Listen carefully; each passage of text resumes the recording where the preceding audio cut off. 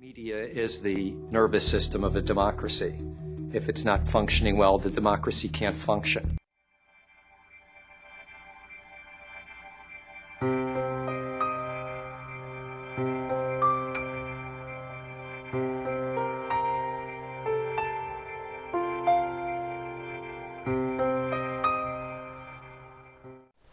The beginning of the big news networks such as CNN, NBC, and ABC brought on new ways of informing the public eye of what was going on around them locally and worldwide.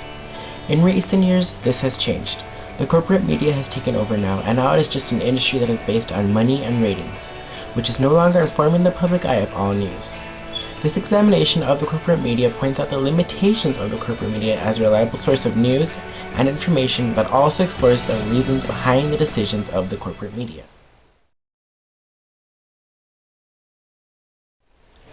In your opinion, if someone is led you to believe that they're trying to help you with a problem, but you soon realize that this person has different motivations and is only looking for self-benefit, in the end, can you truly trust this person? The answer to that question is no, you can't. The reason for this is because this person who is mainly looking for self-benefit doesn't really care about you. They'll do whatever it takes to gain that benefit, and in the end, this could have negative consequences and results for you. This is the kind of relationship the consumers of the media have with the corporate media. Many consumers watch the news to gain knowledge and information of their local areas around them. But little do they know that a lot of the time the information is altered in a way that it conveys a different message than what it was supposed to. This then leads to the question, can consumers trust the corporate media when the media is more worried about profit and ratings than the people they release the news for? Ultimately, people need to gain an understanding that it has become what will get ratings over what the unbiased truth is pertaining to the corporate media.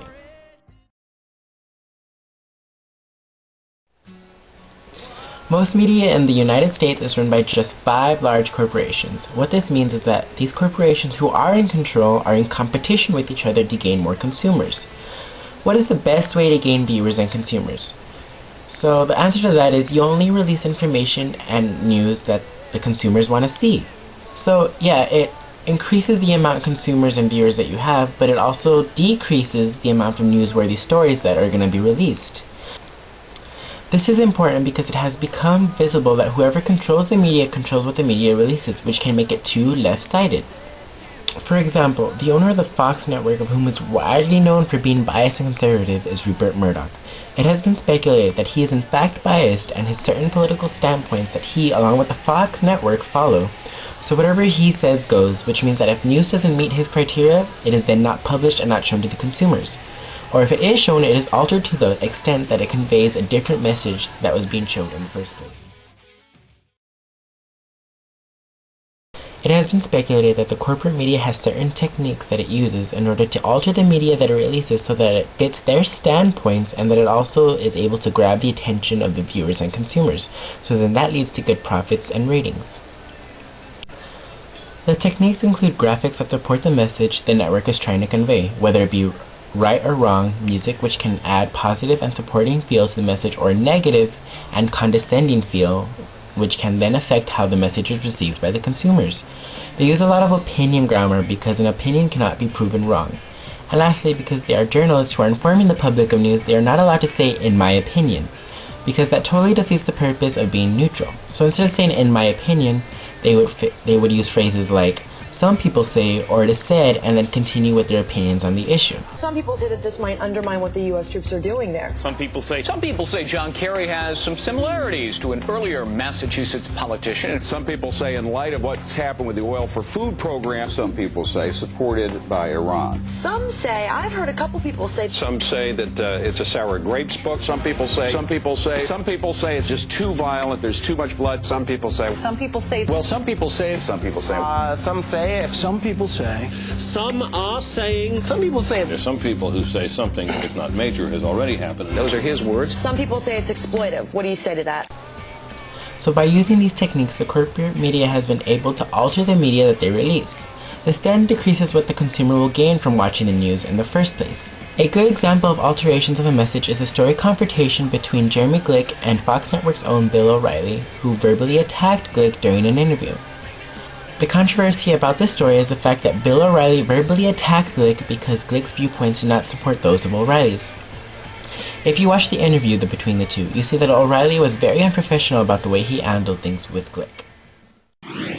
In the personal story segment tonight, we were surprised to find out that an American who lost his father in the World Trade Center attack had signed an anti-war advertisement that accused the USA itself of terrorism. You see, I'm sure your beliefs are sincere, but what upsets me is I don't think your father would be approving of this. Well, actually, my father thought that Bush's presidency was illegitimate. Maybe he did, but I don't think he'd be equating this country as a terrorist nation. Well, I wasn't saying that it was necessarily like that. You signed this and it absolutely said that. Jeremy was pretty cool during it, and he was giving his political views, which were very to the left of O'Reilly's. And he said, "Oh, I don't really care what you think politically."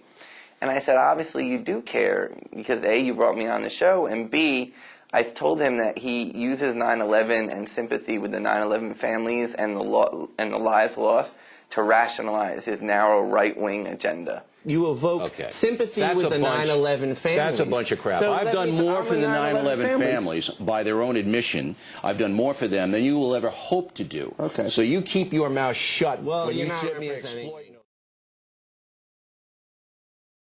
During the 2004 election, all news networks had deemed George W. Bush as the winner of Florida. In actuality, George W. Bush hadn't won. The numbers were too close to call an actual decision. Even so, George W. Bush's cousin, Jeb Bush, the governor of Florida, named George W. Bush the winner of Florida.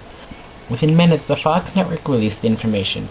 Then within seconds, all the other competitive networks caught on and also granted George W. Bush his second term. What is being shown here is not only the massive influence the Fox network had on all the other big-name networks, but also the unreliability of the other networks. What the other networks released wasn't based on facts, it was based on what the Fox News put out into the public. This was important because it shows just how bad all the networks, including Fox, were more worried about the ratings. That influence was so great that the influence on the consumers is most likely greater. The following quote is found in the book that was written by John Nichols and Robert McChesney, which is titled "It's the Media, Stupid." The quote goes as follows: "We the citizens own their airwaves, yet we don't control them. The corporations that control them feed us a steady diet of electronic junk food, and it is making our democracy sick." Said by Ralph Nader during the 1992 elections. From this quote, you see that the way things were back in 1992 shows that not much has changed, and it's been 20 years later. This quote is basically saying that whatever the media releases is what the people are going to know, and that is all they are going to know. The media today can be biased. A lot of networks today are not worried about what the people should know. They only care about bigger profits and better ratings, which means that they only release what will really get the consumer's attention, which will then bring in better ratings and more success for the network, but ends up giving the consumers the short end of the stick. The corporate media is known for being one-sided on many issues, and if this is the case, people are only hearing the perspective of one side and one side only. As I was stated at the beginning of this analysis, the media shapes the news and ciphers information to the general public. The media then gets to choose what we, the people, are informed of, and then it is for that reason why this topic is in fact a global issue. If the media gets to choose what we, the people, are informed of, then this is the reason why it is also a global issue. Not to mention they're overstepping the amendment of free speech from time to time, but some have also lost respect of the art of being a reporter. So stop listening to the corporate media, turn off your televisions, and gain the knowledge and information that you need on your own and in your own way.